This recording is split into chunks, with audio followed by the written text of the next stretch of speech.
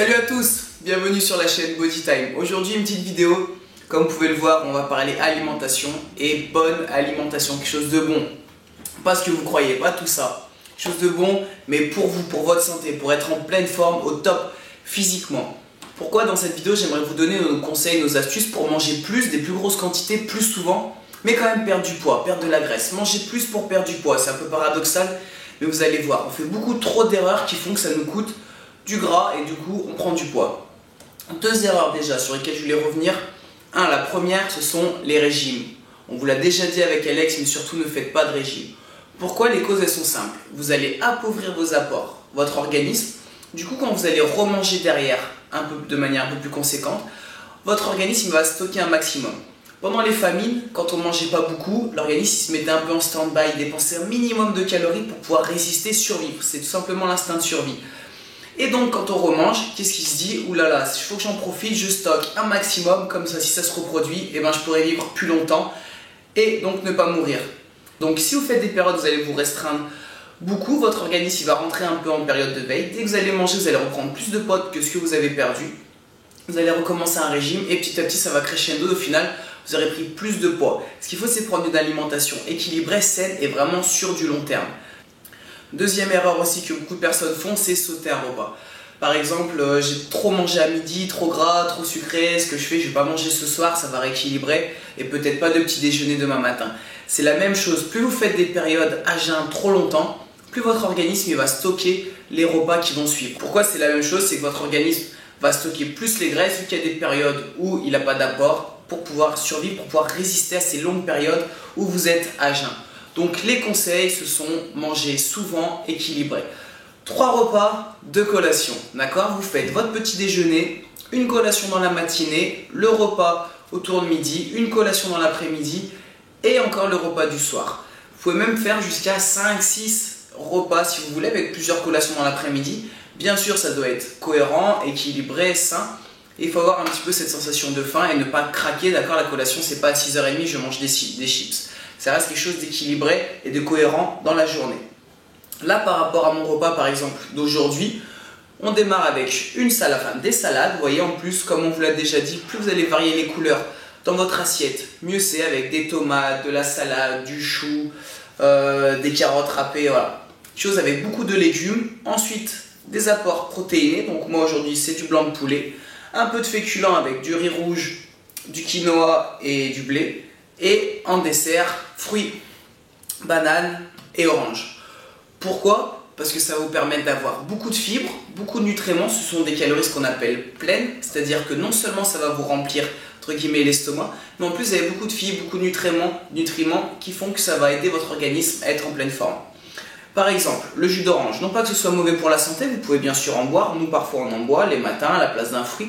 Mais ce qu'il faut savoir, c'est qu'un verre de jus d'orange, c'est aussi sucré que si vous mangez une banane et c'est 2 fois plus sucré que si vous mangez une orange. D'accord? Un verre de jus d'orange, 2 fois plus sucré que si vous mangez l'orange en entière. Et en plus, vous n'avez pas les fibres, donc un indice glycémique plus haut. C'est-à-dire qu'un verre de jus d'orange ne va pas forcément vous rassasier si vous aviez faim, alors que manger une orange va plus le faire. Vous pouvez manger 2 oranges pour un verre de jus de fruits.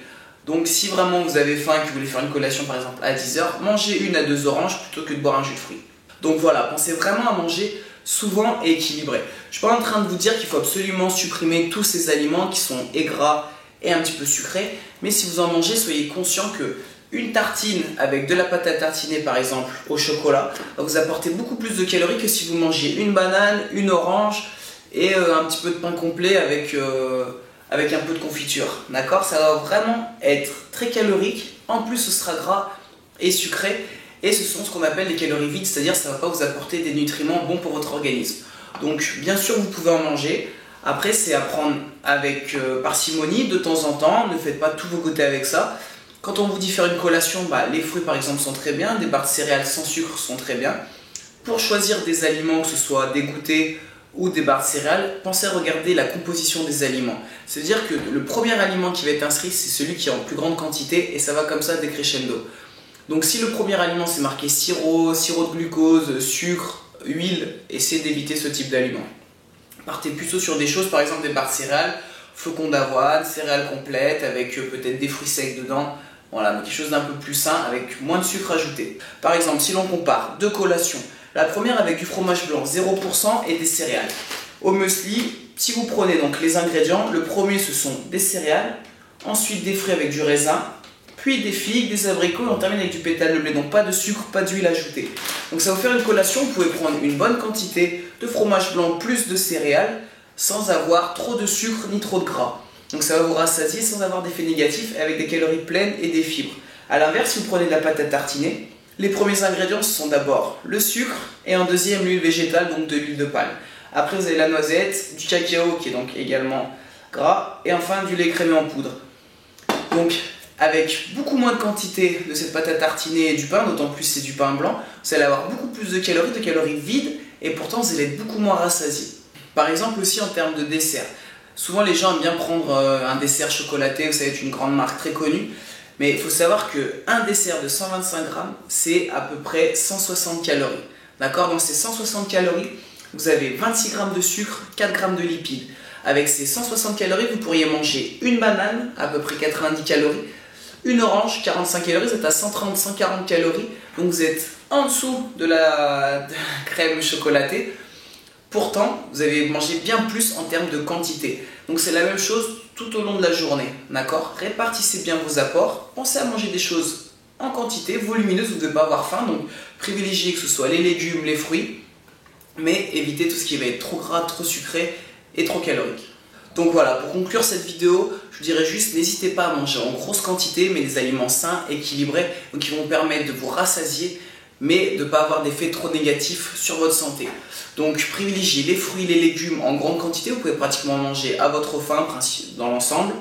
Ensuite pensez aux viandes blanches pour ce qui est de la protéine, poisson, donc que ce soit le poulet, la dinde, les poissons, mangez aussi des œufs.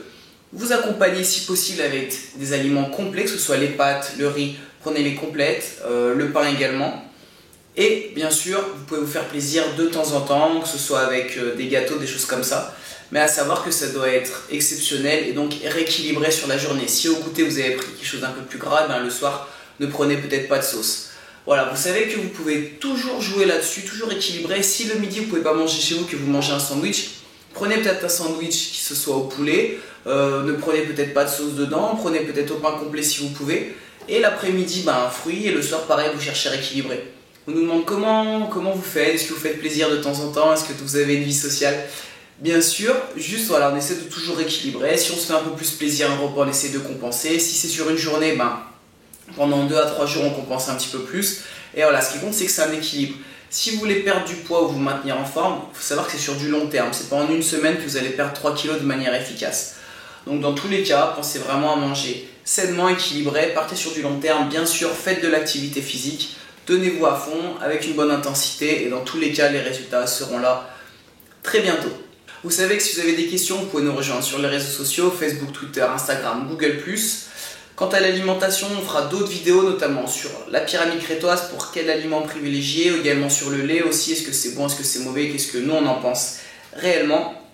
On se dit donc à très vite les amis pour de nouvelles vidéos, que ce soit sportives ou alimentaires, et surtout d'ici là, gardez la pêche.